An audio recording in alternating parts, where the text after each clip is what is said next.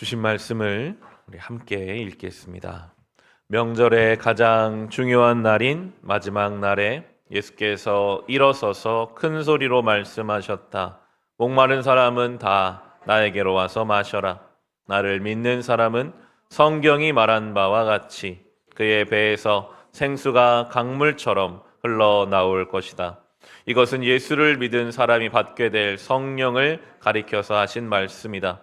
예수께서 아직 영광을 받지 않으셨으므로 성령이 아직 사람들에게 오시지 않았다. 이 말씀을 들은 무리 가운데는 이 사람은 정말로 그 예언자이다 하고 말하는 사람들도 있고, 이 사람은 그리스도이다 하고 말하는 사람들도 있었다. 그러나 더러는 이렇게 말하였다. 갈릴리에서 그리스도가 날 수 있을까? 성경은 그리스도가 다윗의 후손 가운데서 날 것이요 또 다윗이 살던 마을 베들레헴에서 날 것이라고 말하지 않았는가? 우리 가운데 예수 때문에 분열이 일어났다. 그들 가운데서 예수를 잡고자 하는 사람도 몇 있었으나 아무도 그에게 손을 대지는 못하였다. 성전 경비병들이 대제사장들과 바리새파 사람들에게 돌아오니 그들이 경비병들에게 물었다. 어찌하여 그를 끌어오지 않았느냐? 경비병들이 대답하였다. 그 사람이 말하는 것처럼 말한 사람은 지금까지 아무도 없었습니다. 바리새파 사람들이 그들에게 말하였다. 너희도 미혹된 것이 아니냐? 지도자들이나 바리새파 사람들 가운데서 그를 믿은 사람이 어디에 있다는 말이냐? 율법을 알지 못하는 이 무지렁이들은 저주받은 자들이다. 그들 가운데 한 사람으로 전에 예수를 찾아간 니고데모가 그들에게 말하였다. 우리의 율법으로는 먼저 그 사람의 말을 들어보거나 또 그가 하는 일을 알아보거나 하지 않고서는 그를 심판하지 않는 것이 아니요. 그들이 니고데모에게 말하였다. 당신도 갈릴리 사람이요? 성경을 살펴보시오. 그러면 갈릴리에서는 예언자가 나오지 않는다는 것을 알게 될 것이요. 아멘. 이제 예수님께서는 더 이상 조용히 숨기지 않으시고 오늘 본문에 큰 목소리로 외치셨다 합니다. 감춰진 때가 있고 드러나는 때가 있습니다. 우리는 드러나는 때를 지금 살아나고 있는데요. 37절부터 38절, 39절에 보시면 명절의 가장 중요한 날인 마지막 날에 예수께서 일어서서 큰 소리로 말씀하셨다. 목마른 사람은 다 나에게로 와서 마셔라. 나를 믿는 사람은 성경이 말한 바와 같이 그의 배에 생수가 강물처럼 흘러나올 것이다. 이것은 예수를 믿는 사람이 받게 될 성령을 가리켜서 하신 말씀이다. 예수께서 영광을 받지 않으셨으므로 성령이 아직 사람들에게 오시지 않았다. 아멘. 37과 38절은 예수님이 하신 말씀이고 39절은 요한이 이것을 해석하는 것이죠. 성령께서 예수 그리스도를 통해서 오시게 되는 때를 요한은 그 전도 살아봤고 성령 시대 살고 있기 때문에 성령이 오셨다, 이 얘기를 지금 하고 있는 것입니다. 이 말씀을 근거로 한다면 우리는 지금 성령께서 예수님의 영광 받으심으로 말미암아 우리에게 오신 시대를 살아가고 있습니다. 은혜의 시대를 살아가고 있죠. 예수님의 이 부르심, 우리가 잘 아는 말씀이잖아요. 누구든지 나에게 와서 마셔라. 나를 믿는 자는 성경이 말한 바와 같이 그 배 생수의 강이 흘러나리라. 잘 아는 말씀인데도요, 또 말씀을 준비하면서 참 많은 묵상과 은혜가 되는 구절이었습니다. 주님께서는 조건 없이 부르고 계십니다. 목마른 사람은 다 나에게로 와라 하세요. 유대인만 와라, 남자만 와라, 성경을 몇 번 이상 읽은 사람만 와라, 그런 게 전혀 없습니다. 목마른 사람, 모든 인생은 다 목마르거든요. 모든 사람을 향하여 이 은혜의 문이 열려 있습니다. 지금 다 와라, 누구나 와라 하십니다. 여기에는 죄인이 들어가죠. 정말 예수님과 어울리지 않는 것 같은 그 완악한 죄인도 오라고 하십니다. 사도 바울이 예수님 만나잖아요. 얼마나 완악하고 자기 뜻에 달려가던 그 인생도요, 예수님을 만날 수 있습니다. 예외가 없는 은혜의 초청입니다. 그리고 또 그렇게 묵상해 볼 수 있는데 이 은혜가 필요하지 않은 인생도 없습니다. 나는 예수님 없어도 내 잘 살 수 있어요. 나는 예수님 없어도요, 이 정도면 충분히 살 수 있어요. 그런 인생은 없습니다. 그 누구도 오늘 이 예수님 앞에 제대로 가지 못하면 그 인생은 또 메마를 것입니다. 어제까지 내가 은혜로 충만한 삶을 살았다 할지라도 내가 어제까지 한 나의 신앙적 어떤 의를 가지고 오늘을 살 수는 없습니다. 또 오늘 우리는 목마른 자의 그 존재로 주님께 가야만 살 수 있습니다.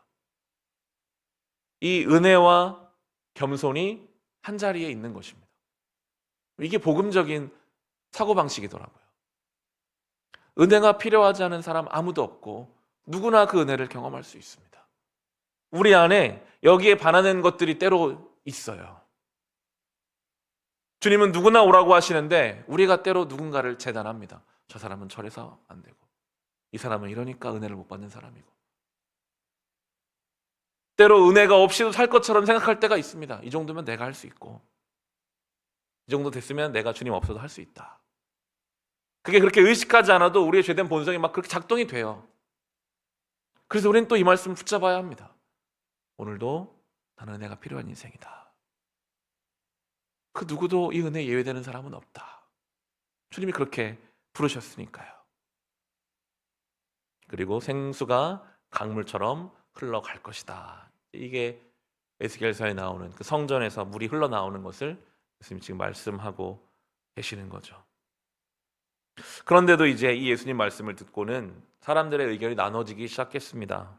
40절로 43절이 이제 어떤 이들은 저 사람이 정말 예언자고 그리스도다라는 사람도 있고, 어떤 이들은 그리스도는 베들레헴에서 나야 되는데 예수는 갈릴리 출신이 아닌가, 잘못 알고 있는 거죠. 예수는 베들레헴 태어나셨는데. 그러면서 이제 43절에 나오는 것처럼 분열이 일어납니다. 어떤 이들은 예수님을 믿고자 하고, 어떤 이들은 그들의 잘못된 지식 때문에 예수님을 안 믿으려고 합니다. 이걸 그렇게 적용해 볼 수가 있겠더라고요. 우리 안에도 분열이 일어날 수도 있겠다는 생각이 듭니다.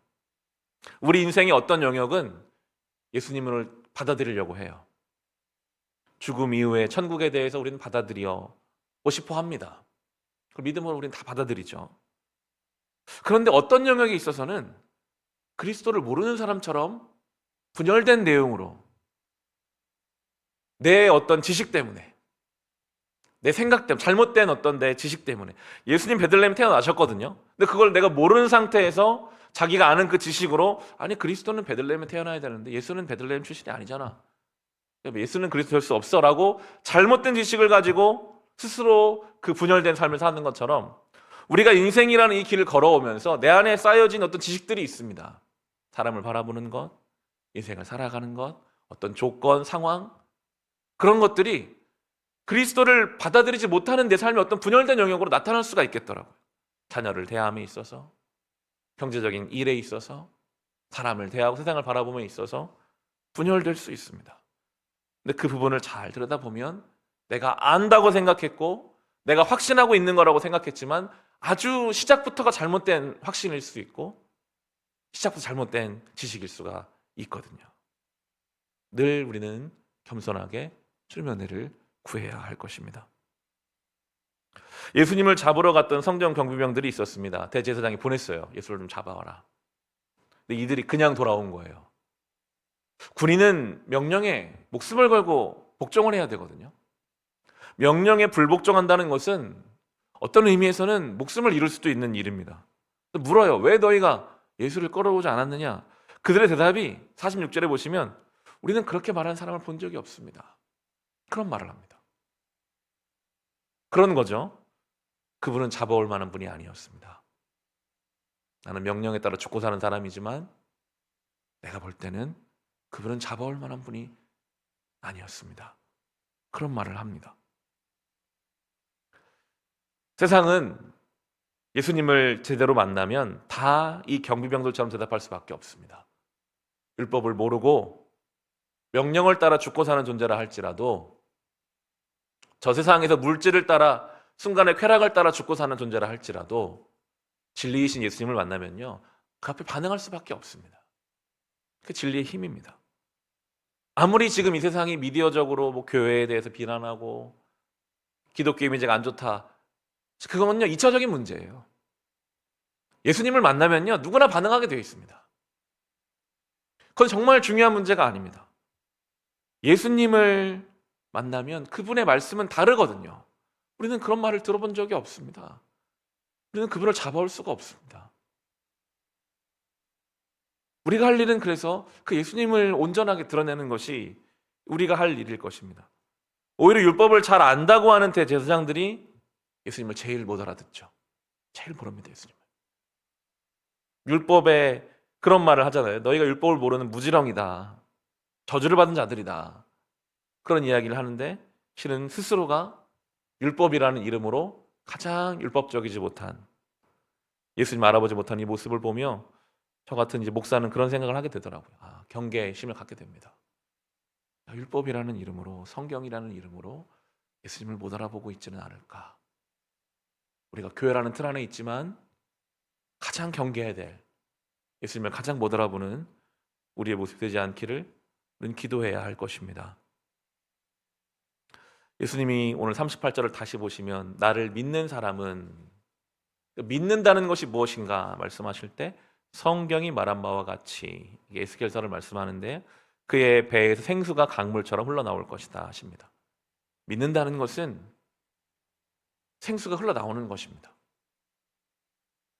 믿는다는 것은 혼자 숨어 있는 게 아닙니다. 내 신앙이 혹시 오염될까? 나는 세상에 나가지도 못하고 나는 모든 걸 담쌓고 내 신앙을 지킬 거야. 예수님의 말씀을 가지고 본다면 믿는다는 것은 그게 아닌 거잖아요. 믿는다는 것은요, 생수가 흘러나가는 것입니다. 죽은 세상을 향해서요. 예수님이 근거하신 말씀을 찾아보고 이제 말씀을 마치자고 하는데요. 에스겔서 47장을 한번 보겠습니다. 구약성경 에스겔 47장. 믿는다는 것은 강물이 흘러가는 것이다. 그렇게 예수님 비유하셨는데요. 에스겔 47장이 이제 에스겔이 본 환상이죠. 그가 환상 중에 성전 문지방에서 물이 흘러나가는 것을 봤습니다. 그리고 그 강물은 엄청난 강물이 돼서 9절부터 보시면, 47장 9절에 보시면, 우리 같이 9절로 12절 같이 읽어보겠습니다. 이 강물이 흘러가는 모든 곳에서는 온갖 생물이 번성하며 살게 될 것이다. 이 물이 사해로 흘러 들어가면 그 물도 깨끗하게 고쳐질 것이므로 그곳에도 아주 많은 물고기가 살게 될 것이다. 강물이 흘러가는 곳이면 어디에서나 모든 것이 살 것이다. 그때에는 어부들이 고기를 잡느라고 강가에 늘 늘어설 것이다. 어부들이 엔게디에서부터 에네글라임에 이르기까지 어디에서나 그물을 칠 것이다. 물고기의 종류도 지중해에 사는 물고기의 종류와 똑같이 아주 많아질 것이다.